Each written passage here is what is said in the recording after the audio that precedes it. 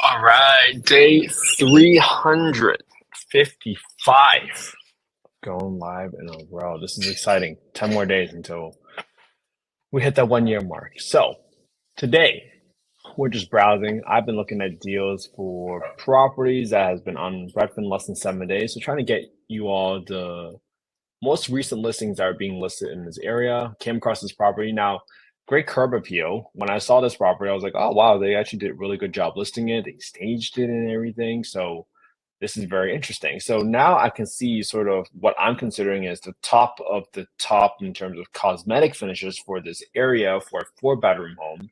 I mean, you can kind of see they kind of put their effort into making little accent walls, doing some gold finishes on the shower. I mean, this is going to attract some of your best residents.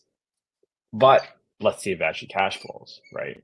So this property is in 35204. This is almost right in the heart of downtown Birmingham, just a little bit northeast of it. Let's see. Okay. Wilkinson Middle School. Bad. Neighborhood. Trying to see if there's any like big comments about neighborhoods in this area. So, all right, let's go ahead and analyze this deal. This property is listed for $199,900. We put that right into B4 of the sell.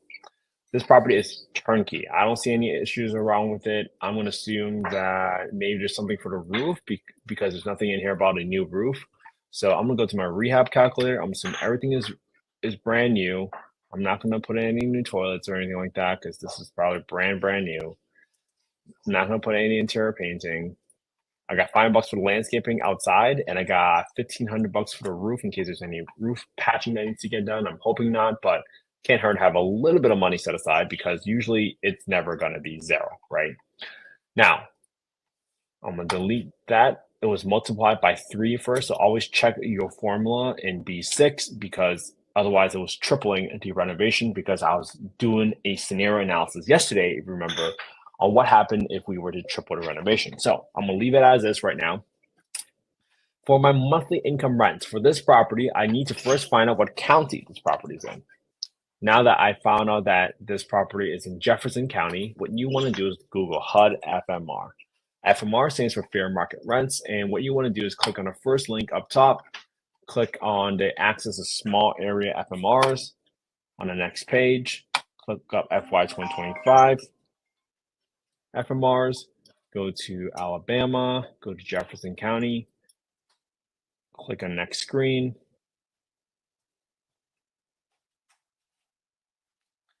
And then what we're going to do is we're going to go and look up the zip code of 35204. And 35204, you're going to see that is a 4 bedroom rent of 15.8, 35204, which is the same thing as 35208. Good to know, good to know. And your 3 bed is 1420. Yes, it is. All right. So now that you got your rent ceilings for these two, you have to compare the rent ceilings against the market rent. To get our market rent, you go to affordablehousing.com, you go to the owner section, you go to the market rent estimator, plug in the address, plug in bedroom count, and here's the trick. Not trick, but in the past, probably 10 deals we looked at in Birmingham and 4 bedroom, we've seen that the properties have been shown up here as around 1,400, maybe high 1,300s for 4 bedroom. In this zip code, within a 2 mile radius for 2024 units, the 4 bedrooms are only averaging about 1,047, 1047. So let me write that down. So I'm probably never going to look into a deal in 35204 because I don't like the prospect of having such a low rent compared to everywhere else.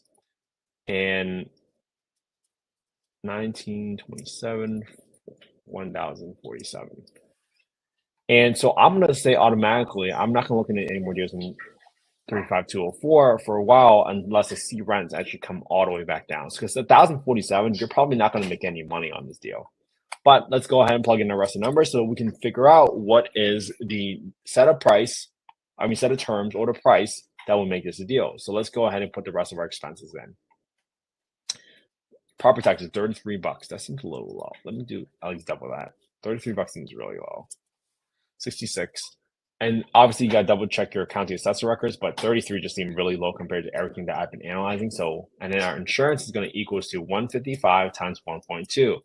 I'm multiplying it by 1.2 because of if I'm turning it from a primary residence property, which is usually what this insurance estimate's for, then insurance companies are going to view your property as a riskier asset. So they're going to charge you at least a little bit more in terms of premium. And that's why I'm adding a 20% premium onto this insurance payment, because they're going to view it as a riskier asset. So multiply 1.2, that gives me 186. I'm setting aside 10% of my rent every single month for maintenance. I'm setting aside 10% of my rent every single month for property management. And I'm setting aside 5% of my rent every single month for vacancy. Now, the most important one here is definitely maintenance, right? Be very wary when you see people tell you that, hey, we're not going to underwrite any deals with any maintenance, blah, blah, blah, because I think that's a very foolhardy approach, right? I just got a bill for replacing a roof at one of our properties for 15 grand. So if you didn't set aside $100 every single month for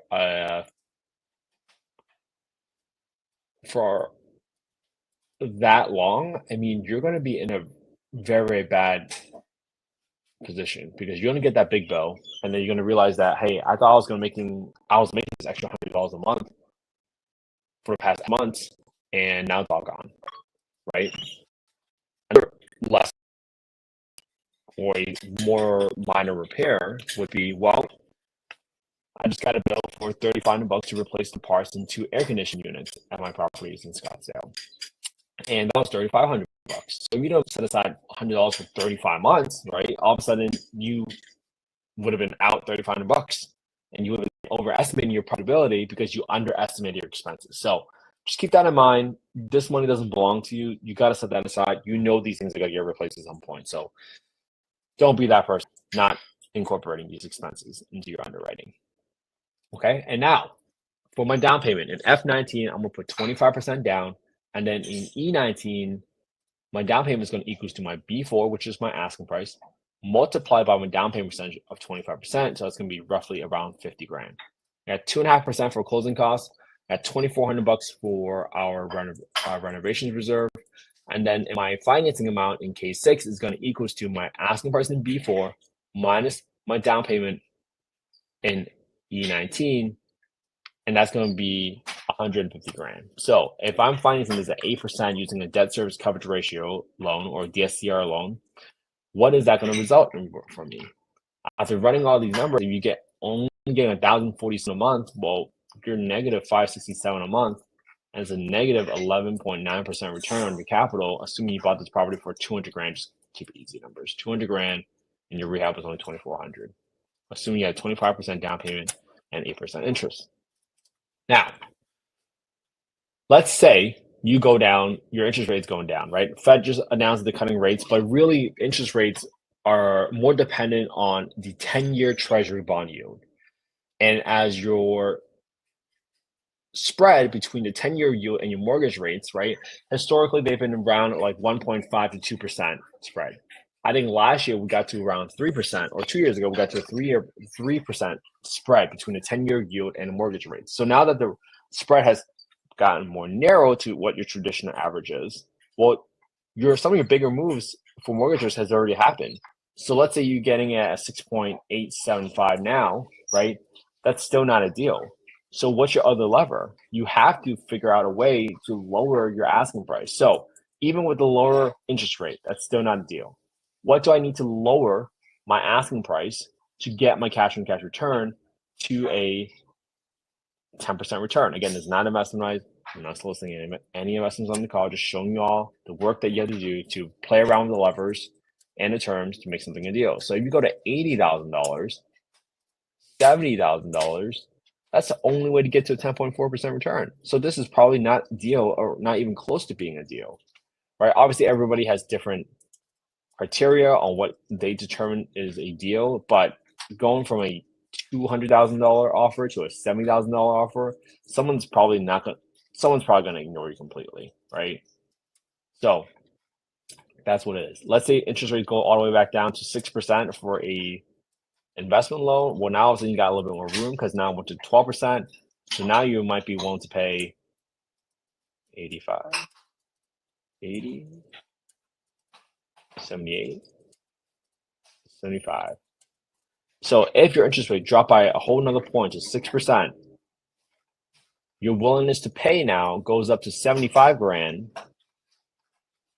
from 70 grand. 2,400, 2,400 down, 6% interest rate. And that's the exercise that you want to go through to get yourself comfortable with showing people how and why you think something is a deal, quote unquote. Now, obviously, there are different criteria, right? And different strategies. Some people might just want to say, hey, I just want to break even on my cash flow, right? If you're in a market that you're speculating that it's going to go up by 5% every single year and you're buying $1 million home, if you can break even on the cash flow, well, all of a sudden now you might be making 50 grand a year on 5% appreciation on $1 million property, right? That's why you have to talk to your own investment professionals. That's why you got to understand your own risk tolerance. That's why you got to figure out what is your overall goal, right? If you have a steady job, you never rely on cash flow, you might be willing to take on those bigger investments with a slightly higher risk. And don't get me wrong, it's very risky, right? But you have to figure out what's worth it for yourself, right? What is it going to be worth to you for the time, energy, and the execution risk, right? A lot of people forget about the execution risk, meaning what happens when your contractor, let's say, is late on their project? What if they don't show up for a project? What if they tell you 6 months and now all of a sudden it takes 12 months, right? These are all execution risk items I'm telling you about. What is it going to be worth to you to take on the risk for taking on a project and spending the time and energy on it, right? Don't discount that factor. So hopefully this was helpful. I hope you all are able to copy my homework today. Just analyze the same deal I analyzed today, right? This property just is on Redfin. It's been on Redfin for only 5 days. It's a new property. I didn't make it up. If you want, you can go get a copy of the spreadsheet. So it's affordablehousing.io, not .com, affordablehousing.io. Put in your name, your email, your phone number. Click on the Get Deal Free Analysis tool, and you can get a copy of the spreadsheet, right? I didn't make these spreadsheets from scratch. I got this from one person, got this from another person. I combined it. I tweaked it based on my experience and how I want to analyze deals. And that's the fastest way that I realized that, hey, I can look at a deal and quickly make a determination of whether or not I want to pursue this deal further, right? By pursuing this deal further, it might mean, hey, do I call someone to go out to the property and take photos for me? Or do I want to get a contractor out there to walk the property, give me a bid for a rehab estimate, right? Because you probably got to pay them for their time, right? You don't want to waste a good well with good contractors sending out to the properties that you are not going to have them do work on. Because eventually they're going to stop picking up your calls. Don't be that person. Be someone that's credible. Be someone that's worthy of the A talent out there. And then finally, you're going to decide whether or not it's worth maybe calling the housing authority and say, hey, I got this property. Is this what you think I can get for the rents, right? All of these factors matter. All these factors matter whether you want to actually go in and build relationships. You have to get consistently look at a market constantly so you actually understand, hey, what are properties going on the market for nowadays, right? You have to study that market very, very intensely, very deeply to get an understanding of how the market is trending, especially when you have a lot of volume loss supply. All right, I hope you all have an amazing Thursday. I hope you all have an amazing evening. Spend some quiet time with your family and friends today. So that's what life is all about. I'll be back here again tomorrow with day 356. Have a good one, everybody.